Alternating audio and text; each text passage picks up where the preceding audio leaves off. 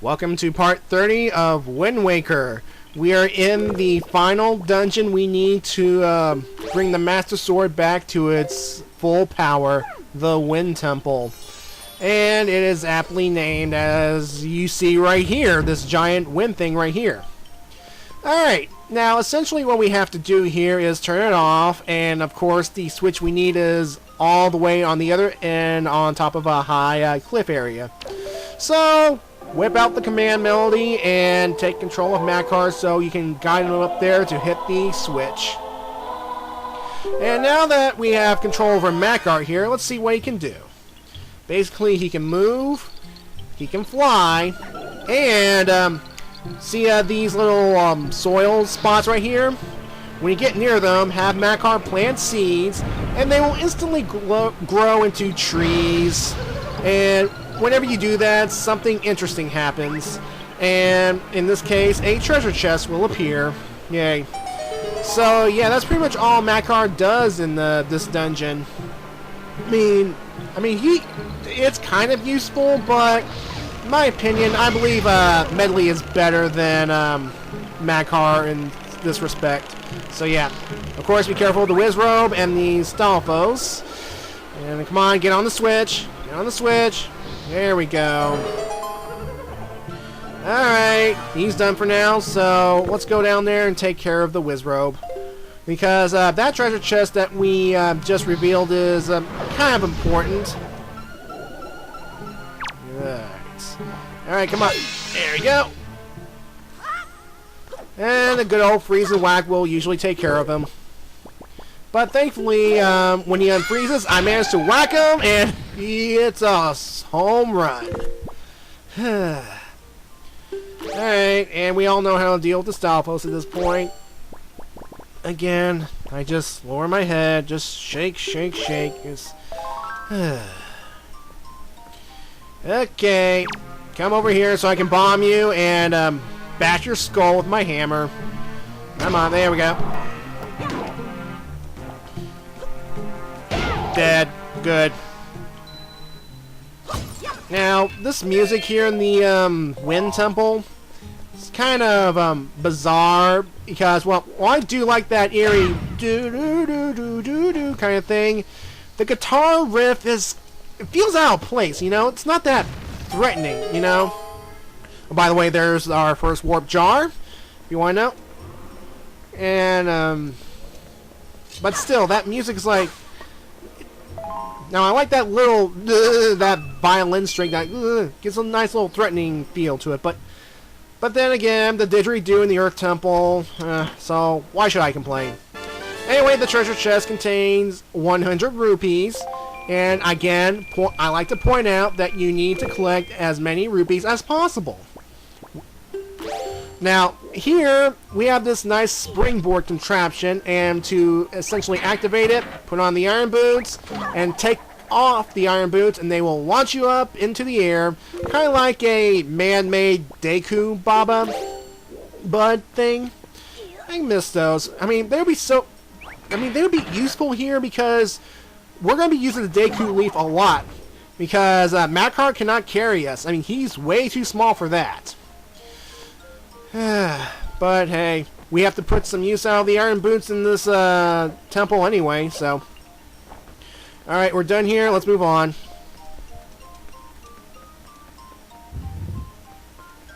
Of course, here we are introduced to a contraption known as the pinwheel.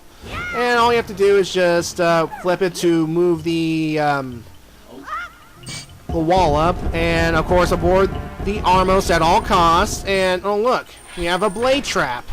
I remember these things from Ocarina. They're just as annoying as ever, and we'll see later on in this temple. Of course, take control of Makar and have him plant seeds. Now, you want to be careful as you plant seeds here because you have to wait until the A button flashes before you can plant. Otherwise, you will accidentally have Makar fly, like right here. Come on, plant the seeds. There we go. And one down, one to go. Come on! No. Flying bad. Flying is bad. There we go. Plant the seed. You know, if this can happen in real life, have the ability to plant seeds and have them grow into trees just like that, I mean, we could replace forests no problem. I bet nature lovers would love it. Alright, in this room, again, take control of Makar and have him fly off to the spots to plant seeds to grow trees. Now, you think, with a lot of tree planting around here, it's, you think it would be leading up to something, because, as you can see here, I have to go up these cliffs in order to plant the seeds. But it's required to unlock the doors here, and, well, it's like there's something more going on here. It's like, you think there's something more going on, and do those trees have faces? Do they have faces? Hold on a second. Let's see how it grows, and yeah, it looks like it has a face.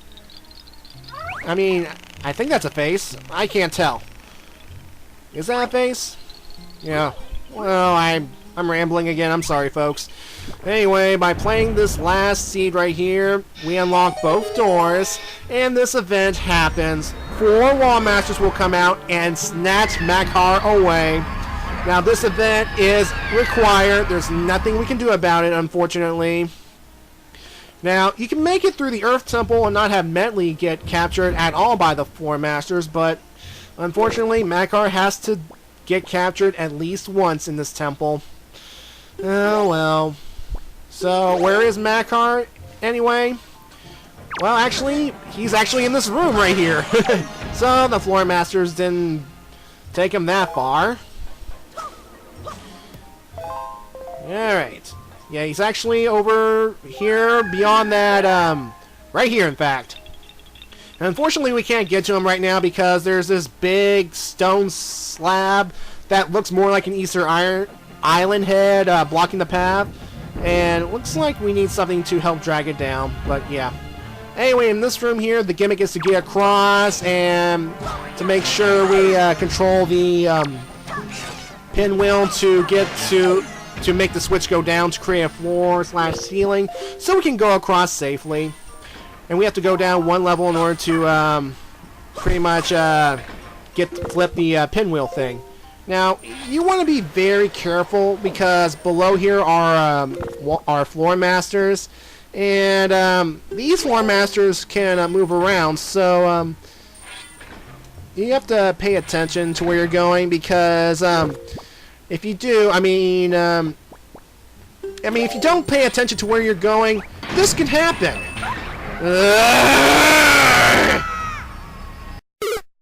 I hate floor masters. Once again, they've robbed me of my dignity. Granted, they only brought me 1 room back, but still pathetic. Oh well, at least I get my revenge here. There. And of course, it rewards me with a nice old rupee. Yay. And of course, once we use the Deku Leaf on this pinwheel and move the floor wall thingy upward, there'll be another floor master. But don't worry, I will not let this one get the best of me. In fact, there are floor masters in this dungeon that, well, they pretty much pop up their hand far enough from me that I can actually shoot my arrows and damage them from a safe distance. So, that's nice. That's reassuring. Alright. And here's a nice little trick. When you parry with the floor masters, you can stab them in the hand. And that is nice. And there we go. Dead. Good. Bye-bye. And I get absolutely diddly squat. Now, what you can do here is you can either from here use the Deku Leaf on the pinwheel to move it back downward, the wall thingy, and use this spring contraption to go up to the other side, or you could just use the spring contraption on the same side of the pinwheel, and you can hop back up to the floor and walk across the floor wall thingy. And you gotta be careful though, there is a blade trap that can injure you if you time it incorrectly. Pea hats. You are not a threat. And if you haven't gotten the Golden Feather quest done, you can still use the grappling hook to snatch their feathers if you want to. So yeah. Alright, in this big room here, we have to use the Deku Leaf and these Wind Gusts to essentially get across here. But you want to be careful here as we journey across. There are enemies such as the P-Hats and a couple of Wizrobes that can stop you. What I want to do here is head over to this switch right here to essentially lower the gate so we can go across. Of course, the Wizrobe. There it is. I hear it. Be careful not to get burned. Now, what you want to do here is wait for the Wizrobe to get a little closer to you, so that way you can maximize your chance of hitting it properly. You can L target it, like right here. Now, of course, far away, you can try it like I am, but you have to have really good aiming skills to successfully kill it, but yeah. Alright, dead. Alright, now, what we can do right here is go this way right here after I refill my magic meter. Don't worry, grass and skulls coming up have plenty of magic pot refills. And what we have to do is, by going this way first, we are going to go to a treasure chest that contains the dungeon map. Now, if you do happen to fall down into the lower area, you have to go all the way back to the beginning, climb upwards, and start this process all over again. So, try not to fall down.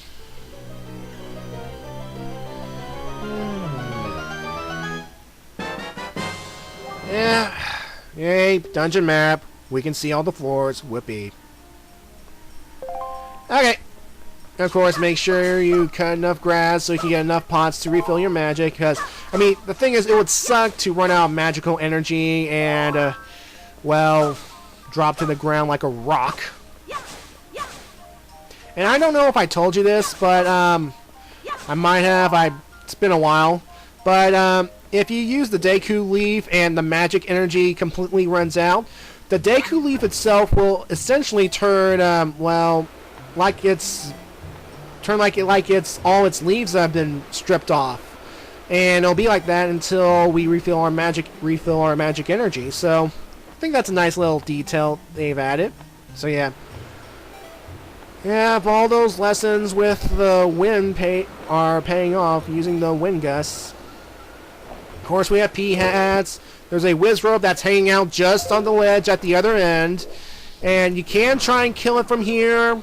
In fact, I try to kill it from here, but eventually it's a waste of time and a waste of arrows. So, eventually I decide to just, screw it, get enough magic pots from the skulls, and just take a leap of faith across to where the Wizrobe here is. Ugh. Of course, I do get burned a few times before I make the leap, but of course I spit things along. I did manage to get one shot in on the Wizrobe, so it'll make things a little easier for me. Alright. Alright. Now, it is possible for the Wizrobe to strike you while in the air, but as long as you time it just right and get that wind gust, he'll miss you completely. Thank goodness. Alright, now that we're on solid ground, we can kill this thing. And don't forget the P-Hat that can see you.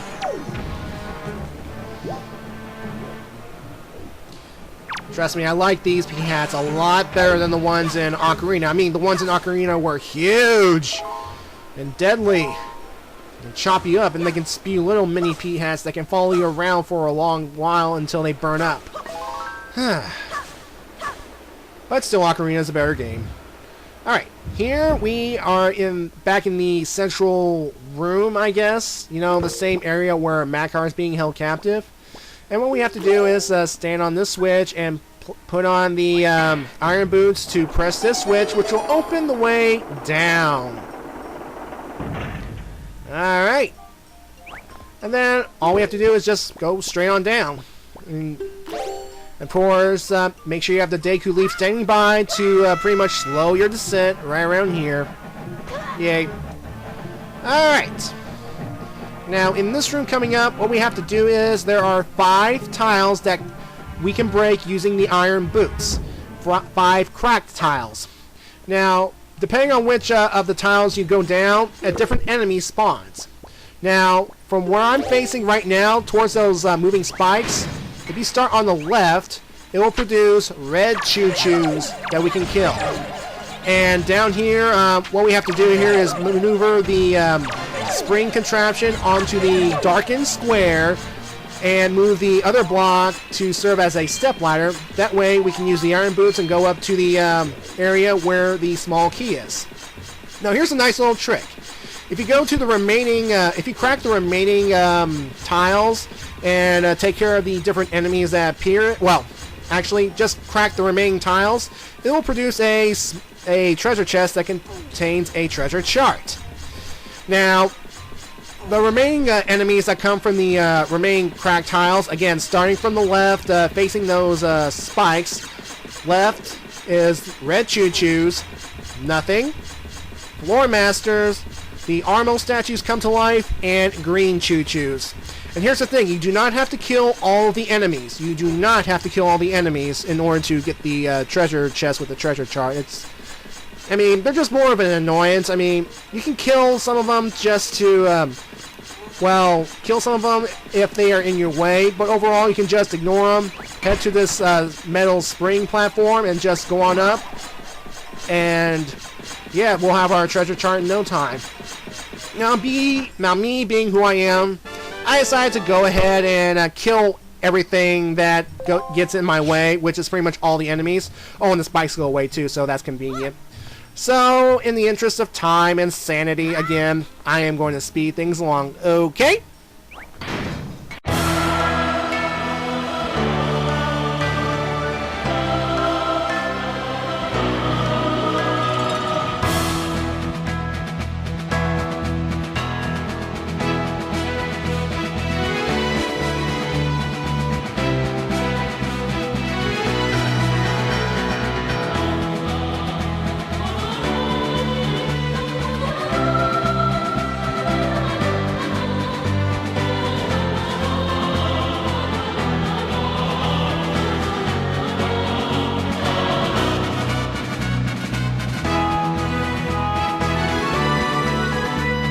Hooray! We got, well, our second to last treasure chart we have to get from a dungeon.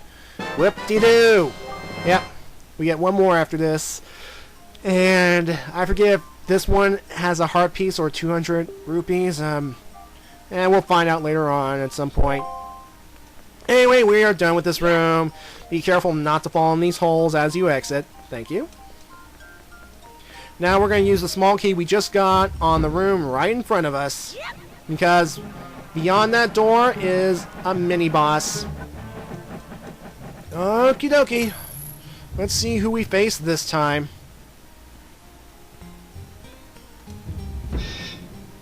Alright. Show yourself. Wait a second, that sounds like a whiz robe. In fact, it is a whiz robe. And this one has orange robes. Now this one is a special whiz robe, where you see he produces enemies. And folks, that's our mini-boss. Now what you want to do here is target this orange whiz robe first, because, well, he will continue to spawn out enemies until it's a whole bunch of, it's a big old party here, a big old clutter of enemies, and yeah. And of course, be careful of the other whiz robe and all the fire it can produce. Isn't this fun? Our final mini-boss of a dungeon. And of course, freeze it and whack it with the skull hammer. That one's dead. And of course, as soon as that mini-boss is dead, it switches to ordinary enemy music, and kind of sucks really, because I really like that mini-boss music. So yeah. Anyway, now even though that big one is dead. The one that produces enemies is dead. There's actually another one. That Wizrobe that's still in the area, it too can produce enemies, and that's our next big threat we have to kill. But the one with the orange hood, essentially, it only produces small enemies like keys, pea hats, and and other things, as we'll see. And I mean, they can be real annoying sometimes. I mean, see, it disappears quickly before I can get to it, and produce more pea hats.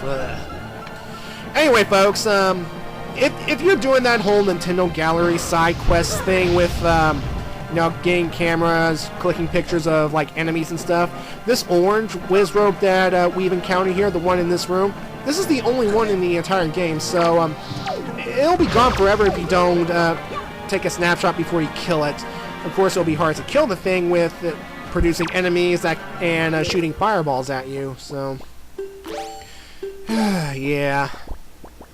And yeah, here's the thing, folks. Once you kill that orange Wizrobe, the enemies in the room, as you see here, will not die. You have to kill every single enemy in this room before we can essentially get the treasure of the dungeon. Come on. There we go. And there. Now we got kills the remaining pea hats. I believe there's one left. Hopping around. And dead. Whew. That's quite a workout for this treasure, but hey, the contents inside this treasure chest are worth it, trust me. It's the return of an old weapon. And I can really say, folks, that the game has really begun once we get our hands of this weapon. And of course, don't forget to get the glowy orbs of goodiness for healing items, weapon energy, not weapon energy, weapon things and other things. And the rupees, don't forget the rupees. I can't stress enough how you need to gather rupees. But I'm rambling again. Anyway, let's see what the big treasure is, and it's the hook shot. I missed you so much. I haven't seen you since Majora's Mask. Hold on a second. Yeah, let's see. Let me look this up right quick. Hook shot. Yes, Majora's Mask was the last thing we saw this weapon, and that's amazing. Now, as you see here, the hookshot works just like its counterparts in the previous 3D games. It can hook onto targets, it can hook onto anything made of wood, and we can use it to snag enemies and bring them closer to you so we can slice and dice them. I love this weapon, and as you can see here, going by Wind Waker graphic standards, it has the little dot like before, but when it reaches a thing you can actually target, it will actually glow like you know, the grappling hook is like, oh, you're in range, you can grapple that. Well, same thing. You're in range, yellow flashy light thingy, and we can hookshot onto it like that right here. And that's fantastic.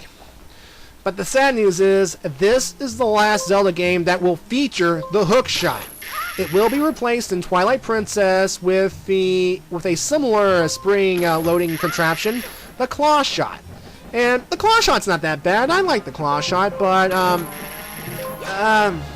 it's just there's something about the hook shot. I mean, it's been in a number of Zelda games, so I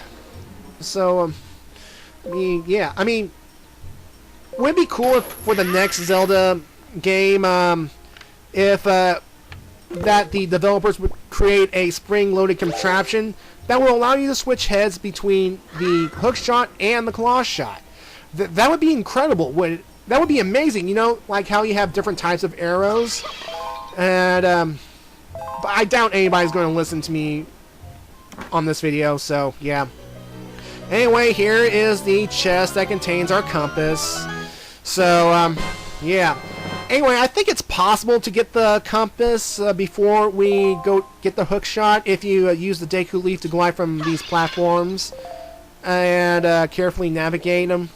But sometimes it's a better idea just to get the hook shot, and as you're climbing upward, to come here after you glide with the Deku Leaf and essentially open the chest right now. But yeah. And of course, there's a spring contraption, so we can pretty much continue our climb upward, upward, upward.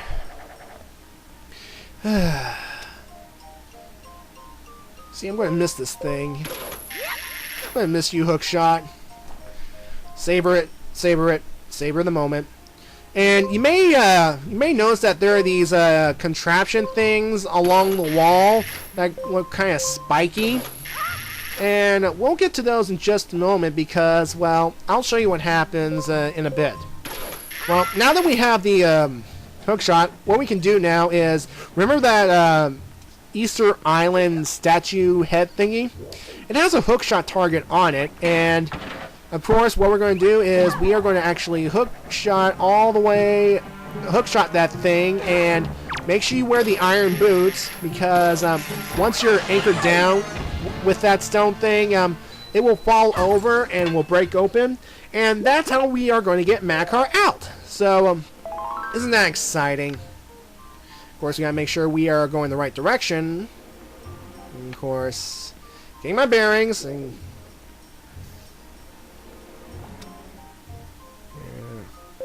I would say the hookshot length is about the same as in Majora's Mask, I think.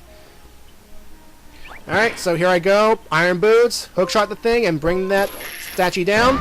Make sure you're a good distance, though, because that thing, as you saw here, can hurt you. Ouch. And of course, in this treasure chest, there is a joy pendant, and for some reason, I'm going to go ahead and get it. I don't know why I get joy pendants. It's like I don't need them anymore. I mean, of course I could sell them to a beetle in a shop for some cash, but what else is there?